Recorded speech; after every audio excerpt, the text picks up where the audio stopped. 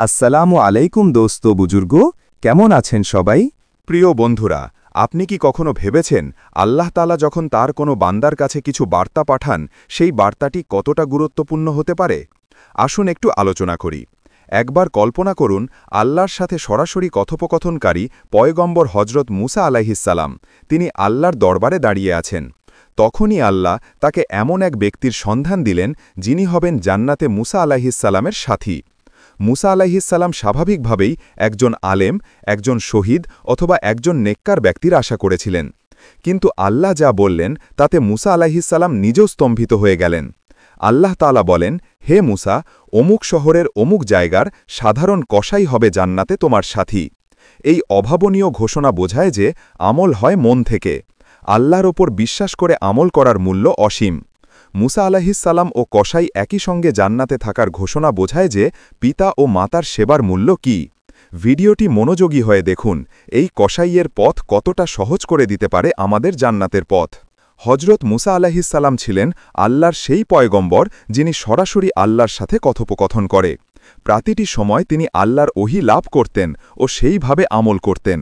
একদা তিনি অত্যন্ত বিনীতভাবে দাঁড়িয়ে মুনাজাত করছেন। সেই সময় আল্লাহ তাআলা ওহীর মাধ্যমে বিশেষ সুসংবাদ দিলেন। আল্লাহ মুসা আলাইহিসসালামকে সম্বোধন করে বলেন, হে মুসা, আমি তোমাকে তোমার মর্যাদা ও পরিশ্রমের কারণে জান্নাতের সুসংবাদ দিলাম। আর জেনে লাখ, আমি তোমার জন্য একজন বিশেষ সাথীকে মনোনীত করেছি। হজরত মুসা আলাইহিসসালাম স্বাভাবিকভাবেই আল্লাহর এই অনুগ্রহে অন্তত খুশি হলেন। তিনি আনন্দে ও কৌতূহলে জানতে চাইলেন, হে আমার রব, আপনার পক্ষ থেকে এই মহান অনুগ্রহের জন্য সমস্ত প্রশংসা আপনারই। কিন্তু আমার সৌভাগ্যবান সেই সাথীটি কে হবে? তিনি কি কোনো শহীদ, না আপনার এবাদতের কোনো আলেম? আল্লাহ জবাব দিলে, তোমার সাথী হবে শহরের এক বাজারের একজন সাধারণ কসাই। আল্লাহর এই কথা শুনে মুসা আলাইহিসসালাম বিস্ময়কর হয়ে ভাবছে যে আমি কল্পনাও করিনি যে আমার সাথী হবে একজন কসাই। একজন কসাইয়ের সাধারণত কাজ হল মাংস বিক্রি করা। এই পেশা সাধারণত উচ্চ মর্যাদা বা ধর্মীয় গভীরতার প্রতীক বলে বিবেচিত হয় না। তবে আল্লাহর সিদ্ধান্ত বিবেচিত। মুসা আলাইহিসসালাম আল্লাহর নির্দেশে সেই কসাইকে খুঁজে বের করার সিদ্ধান্ত নিলেন, যাতে তিনি নিজের চোখে দেখতে পারেন যে কসাই এমন কি কাজ করে যার জন্য আল্লাহ তাআলা জান্নাতে আমার সাথী বানাবেন। মুসা আলাইহিসসালাম আল্লাহর বলা সেই শহরের দিকে রওনা দিলেন। দীর্ঘ পথ পাড়ি দিয়ে তিনি অবশেষে সেই নির্দিষ্ট বাজারে পৌঁছালেন। বাজারে কসাইয়ের দোকান খুঁজে বের করলেন। কসাইয়ের নাম ছিল আব্দুল্লাহ। তিনি দেখলেন যে লোকটি খুবই সাধারণ, কিন্তু বিনয় ও সরল মনের মানুষ। হজরত মুসা আলাইহিসসালাম দূর থেকে মনোযোগ দিয়ে দেখতে লাগলেন যে কি আমল আছে তার। তিনি দেখছেন তার কাজ, কসাই খুব যত্ন সহকারে মাংস বিক্রি করছে, সমস্ত গ্রাহকদের সাথে নরম শুয়ে কথা বলা, ওজনে কোনো কারচুপি করে না, এবং তার কাজ সম্পূর্ণ সততার সাথে করছেন। কসাই দেখতে সাধারণ, কিন্তু তার আচরণ ছিল পরিচ্ছন্ন ও সৎ। মুসা আলাইহিসসালাম দিনভর দেখলেন, কিন্তু তেনার চোখে কোনো নেক আমল বা সৎকর্ম ছিল না যা তাকে জান্নাতে নবীর সাথী হওয়ার মতো বিশাল মর্যাদা দিতে পারে। তিনি ভাবলেন রাতে হয়তো কোনো আমল করেন। তাই তিনি ভাবলেন রাত আমাকে এই কসাইয়ের সাথে ভাগতে হবে জানার জন্য। দিনের কাজ শেষ হলে কসাই আব্দুল্লাহ তার দোকানের হিসাবপত্র করে গুছিয়ে রাখল, আর কিছু ভালো মাংস নিজের ঝোলাতে ভরে নিলেন। মুসা আলাইহিসসালাম তখন কসাইয়ের কাছে এগিয়ে গেলেন। তিনি কসাইকে সালাম দিয়ে বললেন, ভাই আব্দুল্লাহ, আমি এই শহরের একজন অপরিচিত পথিক। আমার রাত কাটানোর জন্য কোনো জায়গা নেই। আমি কি আজকে আপনার বাড়িতে থাকতে পারি? আমাকে কি এই সাহায্য করবে? কসাই মুসা আলাইহিসসালামের দিকে তাকিয়ে দেখলেন, মনে মনে ভাবলেন লোকটিকে দেখে সৎ মনে হয়। তিনি বললেন, কেন নয়, চলুন। আর বলল, এ তো সৌভাগ্য যে আল্লাহ তাআলা আমাকে দিয়ে তার এক বান্দাকে সেবা করাবেন। আব্দুল্লাহ তার হাতে মাংসের ঝোলাটি নিল ও মুসা আলাইহিসসালামকে সঙ্গে নিয়ে নিজের বাড়ির দিকে রওনা হলেন। কসাই আব্দুল্লাহ ও হজরত মুসা আলাইহিসসালাম তার বাড়িতে পৌঁছালেন। বাড়িটি ছিল সাধারণ গরিবের বাড়ি, যেটা দেখে মুসা আলাইহিসসালাম বুঝতে পারলেন যে ইনি একজন খুবই গরিব মানুষ। বাড়িতে গিয়ে আব্দুল্লাহ মাংসগুলো এক পাত্রে রাখল। তারপর এক বিশেষ কাজ শুরু করলেন। তা দেখে মুসা আলাইহিসসালাম গভীর মনোযোগী হয়ে দেখতে লাগলেন। আব্দুল্লাহ ঘরের কোণে রাখা একটি ঝুড়ি নামালেন। ঝুড়িটি খুব সাবধানে নামানোর পর মুসা আলাইহিসসালাম দেখলেন তার মধ্যে একজন বৃদ্ধা মহিলা শুয়ে আছেন। মহিলাটি ছিলেন অত্যন্ত বৃদ্ধা ও দুর্বল, নড়াচড়া করতে পারে না।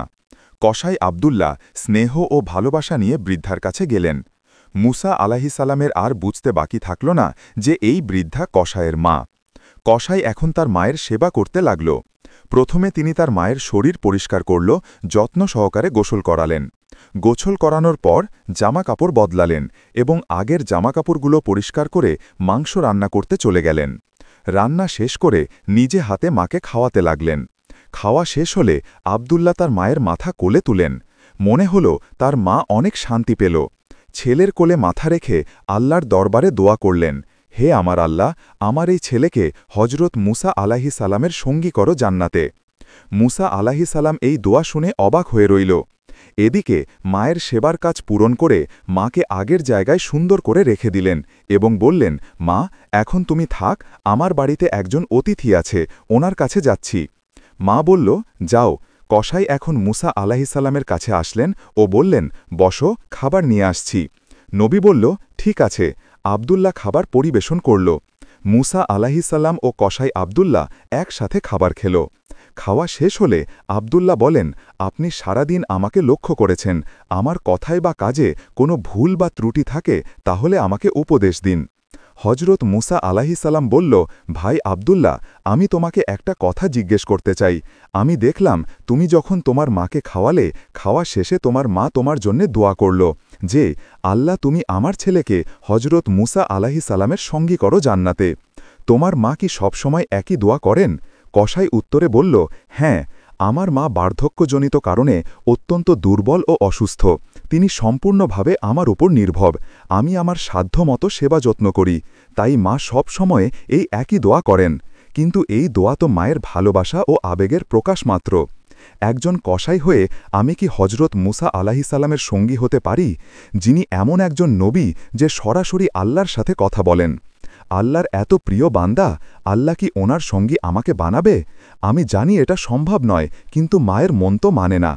আব্দুল্লাহর এই সরলতা, বিনয় এবং মায়ের প্রতি নিঃস্বার্থ ভালোবাসা দেখে হজরত মুসা আলাহিসাল্লামের চোখ জলে ভরে গেল। উনি আর কোনো কথা গোপন রাখতে পারল না। তিনি বললেন, ভাই, আমি আল্লাহর নবী মুসা। আল্লাহ তাআলা ওহির মাধ্যমে তোমার কাছে পাঠিয়েছেন। তুমি হবে জান্নাতে আমার সাথী। আল্লাহ নিজে আমাকে বলেছেন, তোমার মায়ের দোয়া কবুল হয়েছে আল্লাহর কাছে। তোমার সেবা ও আনুগত্যের কাছে আমার সমস্ত এবাদত যেন মলিন হয়ে গেছে। আল্লাহর নবীর এই কথা শুনে আনন্দে আত্মহারা হয়ে চিৎকারে করে কেঁদে উঠল। তিনি আল্লাহর দরবারে শুকরিয়া আদায় করলেন। তিনি বুঝতে পারলেন তার মায়ের সেবা, তার প্রতি ভালোবাসা এই বিশেষ মর্যাদা এনে দিয়েছে।